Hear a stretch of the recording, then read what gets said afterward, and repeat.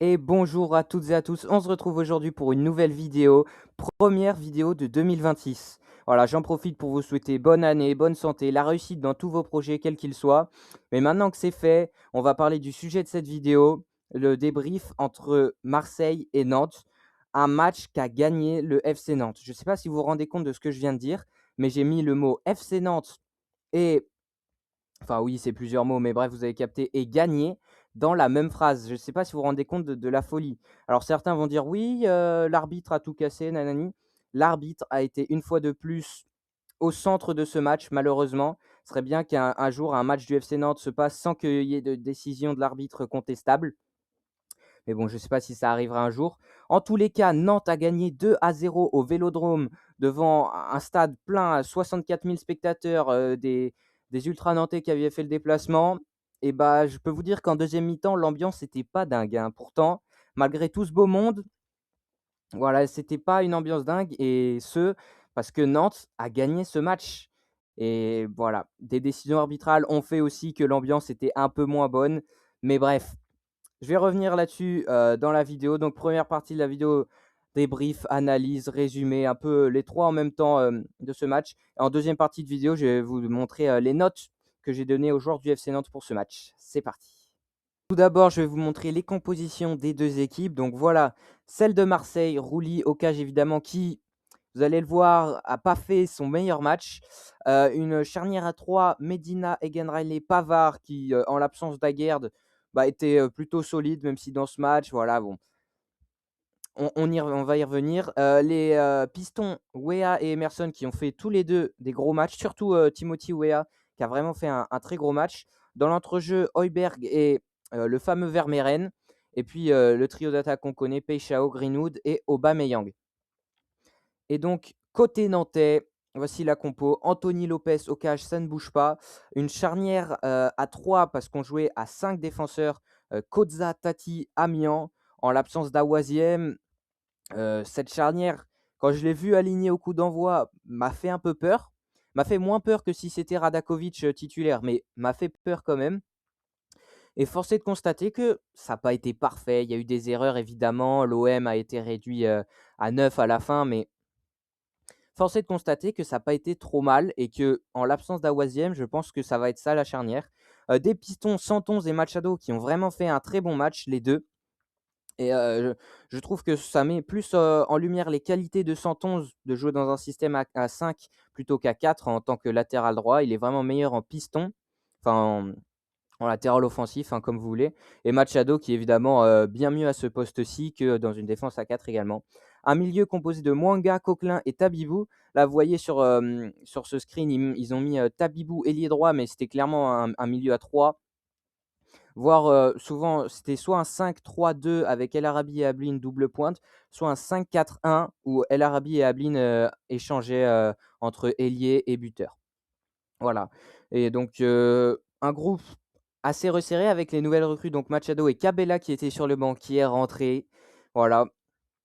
Et puis c'est parti pour le résumé du match. Le match va commencer plutôt tranquillement avec clairement une possession, pour l'OM, hein. Il me semble que dans les 20 premières minutes, l'OM a genre 85 de possession à peu près. Mais dans ces 20 premières minutes, la plus grosse occasion a clairement été nantaise.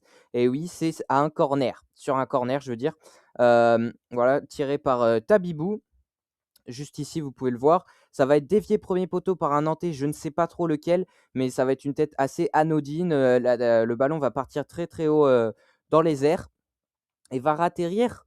Je pensais qu'elle sortait complètement et que c'était encore un corner, loupé. Mais non, en fait, sans l'intervention de Rouli, il est possible que la balle, rentre dans les cages tout simplement.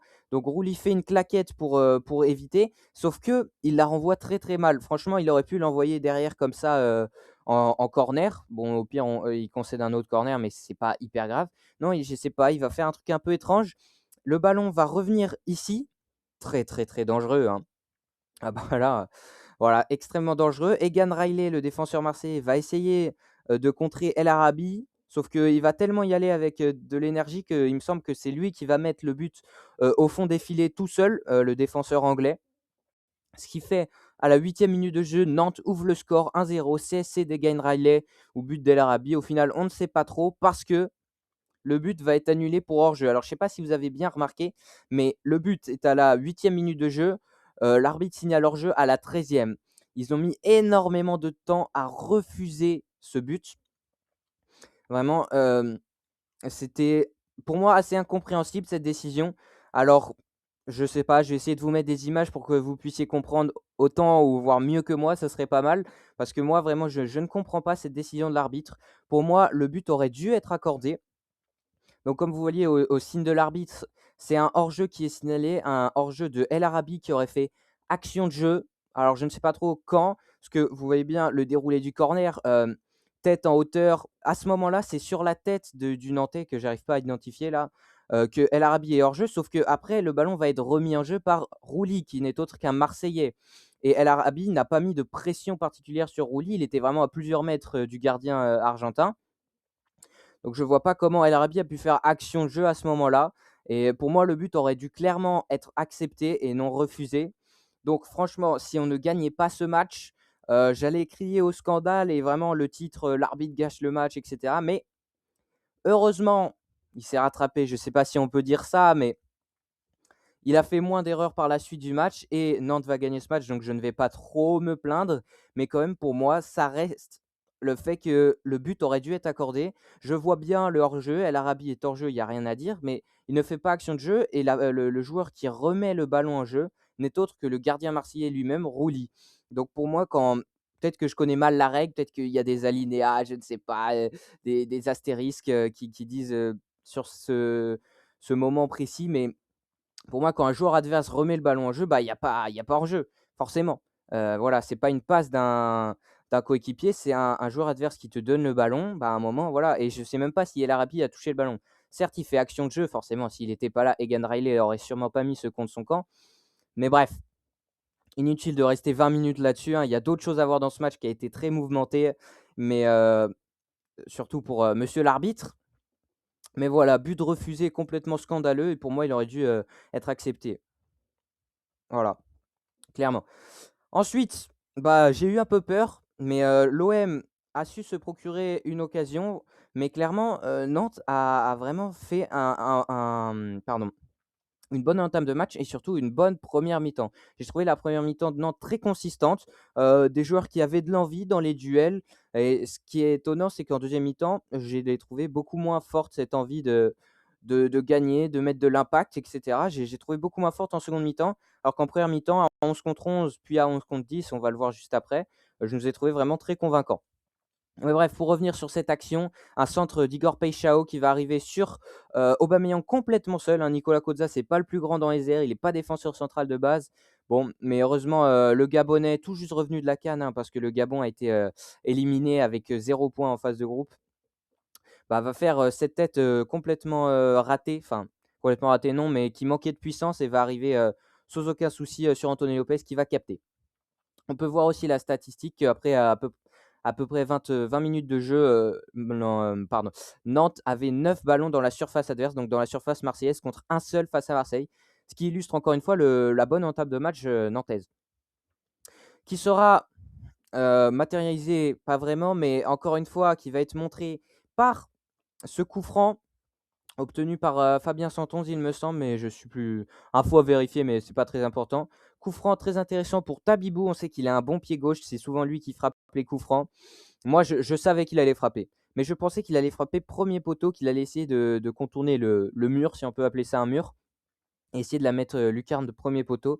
Mais non, il va choisir le second poteau et je sais pas si vous arrivez bien à voir, mais le ballon est juste au-dessus de la main de Roulier qui fait une extension comme ça, mais qui ne la touche pas et malheureusement, le ballon va venir s'écraser sur le poteau et ça aurait été vraiment un but splendide de Tabibou, mais malheureusement, Roulier a encore une fois de la chance. Je ne sais pas s'il est allé prier, avant le match, mais là, ça fait 2 fois entre le but refusé et le poteau qu'il est clairement sauvé.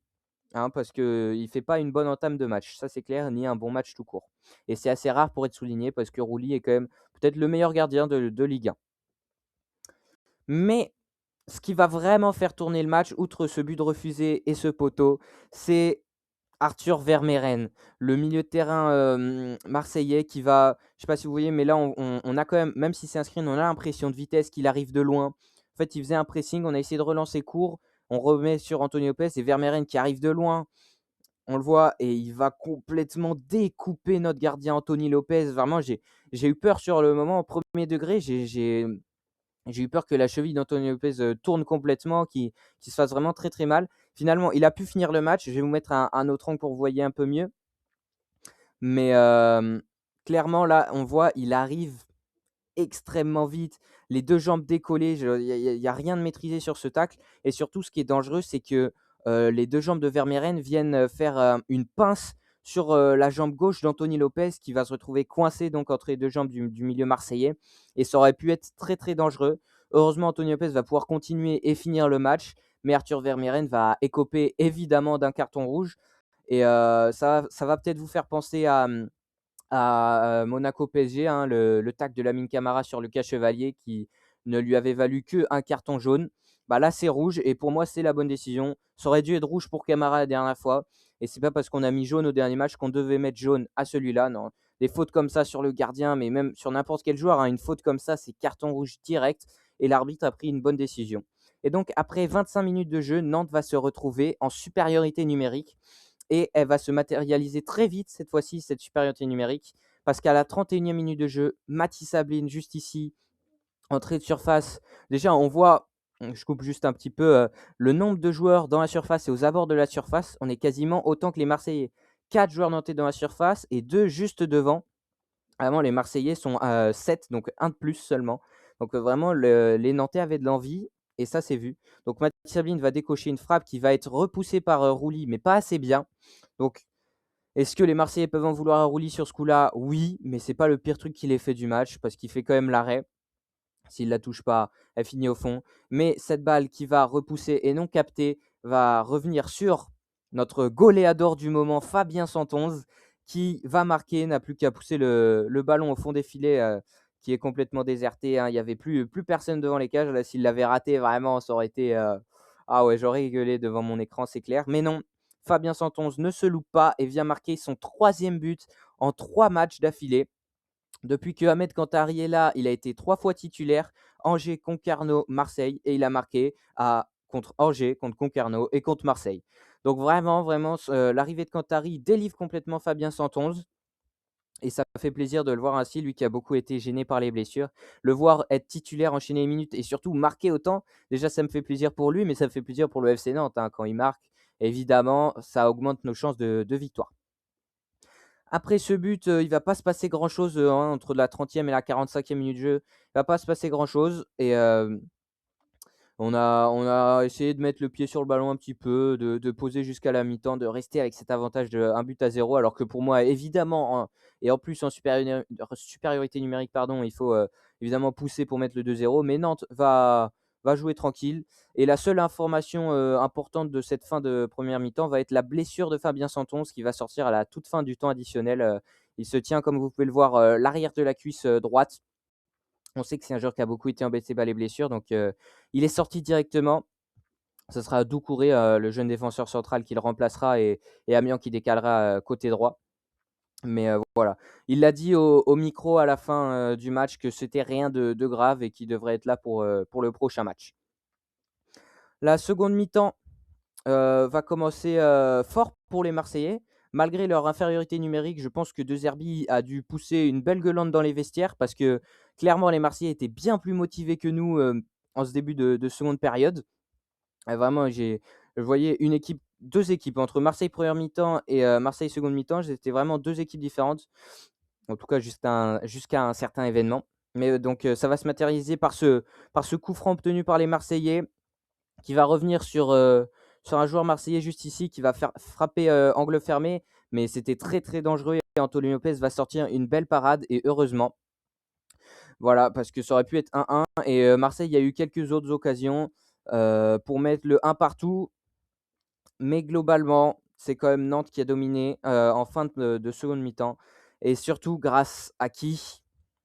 Machado évidemment qui provoque la faute, mais surtout, grâce à Bilal, Nadir qui était rentré, en première mi-temps pour un ajustement tactique à la place d'Igor Peixao qui en début de seconde, période, il me semble, avait pris déjà un jaune pour une faute sur El Arabi et là, une remontée de balle de Daver Machado. On le voit, il est comme ça, Bilal Nadir. Il pousse Machado et l'arbitre, juste devant l'arbitre, ce qui est un peu idiot, voilà. L'arbitre va pas hésiter, va mettre le deuxième jaune et le rouge. On voit, il fait le geste comme ça, monsieur l'arbitre. Donc j'ai oublié le nom, mais ça ressemble à Boulanger, je crois, Boulangier ou un truc du genre. Autant le premier rouge, je suis nantais, hein, même si je porte du bleu, je suis clairement supporter nantais et je suis très content de cette victoire. Mais même si le premier rouge est clairement mérité, c'est un attentat sur Anthony Lopez. Le deuxième rouge, là, sur Bilal Nadir, je trouve que c'est un peu dur. Autant son premier carton rouge, carton jaune est complètement mérité, mais oui, il le pousse. Mais pour moi, là, David Machado en rajoute un petit peu. Mais je vais pas me plaindre, évidemment. C'est peut-être ce qui fait qu'on a gagné le match. Peut-être que si Marseille était resté à 10, ils auraient pu égaliser, voire plus. On ne le saura pas, et heureusement. Mais donc, je trouve ce deuxième jaune un peu sévère, surtout sachant que Marseille était déjà en infériorité numérique. Mais bon, l'arbitre a décidé, moi ça me va. Et après, ça m'a fait un peu de peine aussi. Bilal Nadir, qui était en pleurs, vraiment, il est sorti complètement décontenancé de sa propre bêtise finalement, parce que c'est une faute d'anti-jeu vraiment stupide. Je ne sais pas si David Machado allait faire quoi que ce soit de ce ballon, mais voilà, il peut s'en prendre qu'à lui-même. On enchaîne avec la 74e, une grosse occasion pour les Nantais et Louis Leroux qui est rentré en jeu à la place de Francis Coquelin, il me semble. Très très grosse occasion, on peut le voir. Marseille évidemment à 1-0, à 9 contre 11, bah, ils se projetaient, hein, ils essayaient de coûte que coûte d'arracher l'égalisation. Et franchement, pendant un moment, là, on a été plus proche du 1-1 que du 2-0, alors qu'on était à 11 contre 9. Je ne sais pas si on se rend compte de la dinguerie. C'est pour ça qu'en intro, je disais qu'il fallait relativiser sur la victoire de Nantes. Parce que oui, c'est une victoire, mais l'OM était à 10 pendant un long moment, puis à 9 pendant un long moment. Donc, il faut vraiment relativiser. Mais pour revenir sur cette action, Louis Leroux qui va se présenter face à Geronimo Rulli. Là, c'est clairement une balle que tu dois mettre. Soit tu décales astucieusement El Arabi qui fait un appel plus second poteau, soit tu la mets à terre, premier poteau, je sais pas, mais tu fais quelque chose. Et certes, il est sur son mauvais pied, sur son pied droit, mais il va tirer complètement sur Rulli. Alors, bel arrêt du gardien argentin, mais surtout mauvaise frappe du jeune espoir nantais.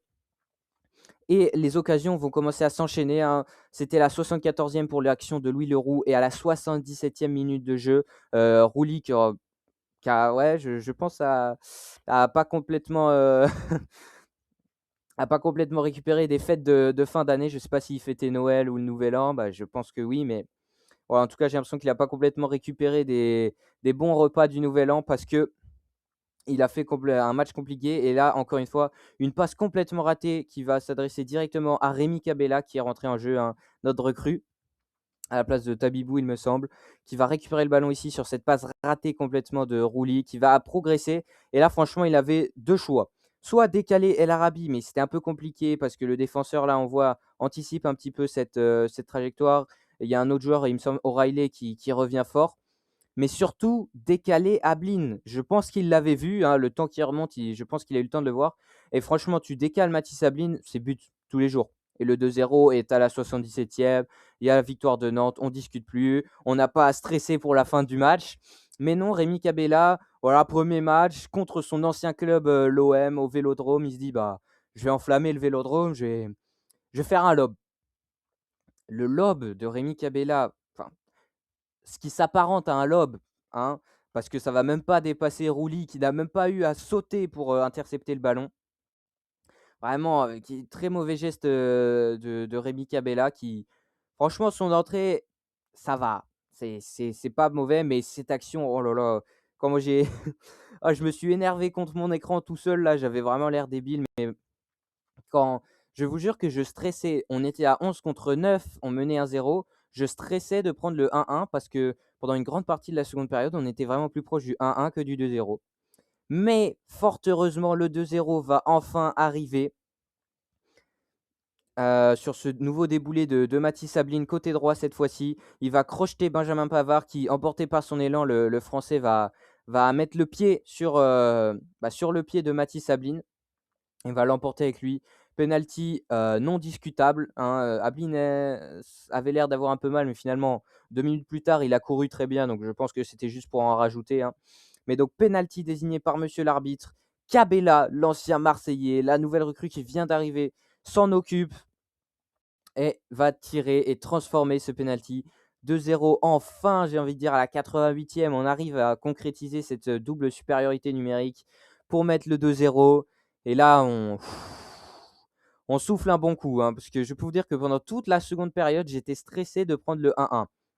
Et là, le 2-0, bah, ça y est, on avait gagné et on a pu souffler un bon coup. Voilà, il ne s'est plus rien passé après ça.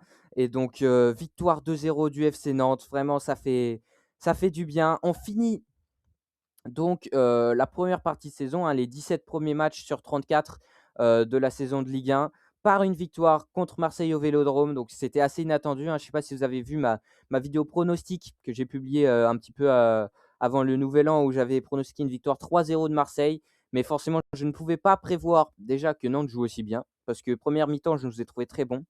Contrairement à la seconde mi-temps où on était un peu moins bon, mais surtout que l'OM prenne 2 cartons rouges, hein. Je ne pouvais pas prévoir ça dans ma vidéo pronostic qui date d'il y a une semaine maintenant. Mais donc victoire 2-0. En 3 matchs, jamais de Cantari, 2 victoires, 1 défaite. Mais je ne vais pas oublier que la défaite, c'est une défaite où on est extrêmement nul et on prend 4 buts face à Angers. Et que les 2 autres victoires, c'est face à Marseille qui est à 9 et face à Concarneau qui est une équipe de national. Voilà. Ceci étant dit, c'est quand même une victoire et je tiens à féliciter les joueurs, tout le membre du staff et donc Ahmed Kantari pour cette belle victoire. Et j'espère que ça va continuer face à Nice au prochain match en Coupe de France. Mais maintenant, on passe aux notes que j'ai décernées aux joueurs du FC Nantes pour ce match. Et donc, voici les notes que j'ai attribuées aux joueurs du FC Nantes pour cette belle prestation réalisée au Vélodrome. Anthony Lopez, 6. Peut-être que vous vous dites qu'il mériterait plus. Mais il a fait, je pense, un arrêt. Vraiment, il a un arrêt important en tout cas. Oui, il en a fait plusieurs, mais un arrêt vraiment important. Les relances étaient souvent approximatives de sa part. Ça fait plusieurs matchs que ses relances sont compliquées. Mais voilà, il a quand même été important. C'est lui qui, malgré lui, obtient le premier carton rouge. Donc 6 sur 10. La charnière, triple charnière, enfin la charnière à 3, qui a été, je ne vais pas dire solide, mais qui a été ni rassurante, mais satisfaisante, on va dire. Amiens et Tati, je leur mets 6 et Koza, je lui mets 6,5. Alors, il a été un peu meilleur que les 2 autres. C'est pour ça que je tiens à l'encourager parce que souvent, c'est lui que je jetais sous le bus, non, mais souvent, il n'était pas bon, donc je lui mettais vraiment des mauvaises notes. Et là, 6,5, j'ai limite trouvé que c'était le meilleur des 3. C'est pour ça que je lui mets 0,5 de plus que ses 2 acolytes. Nos 2 pistons qui ont été très, très, très bons. 111, 7, Machado, 7. Des 2 côtés, droit-gauche, c'est super. Et si cette paire de, mmh, de pistons peut rester, bah, ça va vraiment nous faire du bien. Parce que 111 il a marqué déjà et sinon dans le jeu, c'était intéressant, mais moins que Machado qui lui n'a pas marqué, mais a quand même la même note que 111 parce que sur le côté gauche, il n'a pas arrêté vraiment.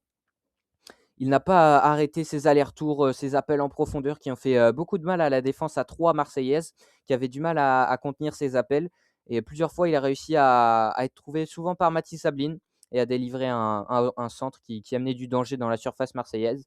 Et justement, je voulais revenir sur cette association Machado-Ablin qui, je me le suis noté parce que je prends quelques notes pendant le match pour faire ces débriefs.